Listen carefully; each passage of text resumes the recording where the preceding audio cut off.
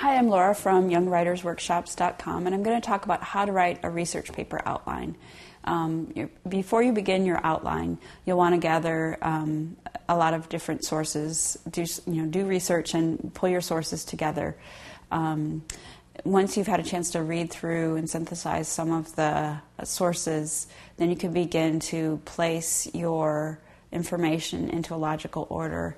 The organization of an outline is the main idea, is a top line, and usually the accepted format is Roman numeral. So you'll have, for example, for the first main idea, you'll have Roman numeral 1 with the main idea, then indent a bit below that, capital letters, you'll have each detail.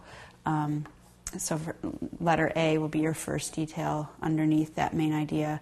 If you have further supporting details beneath your main details, you do a number indented again. So you may have number 1 and number 2 under letter A that support your topic and your detail.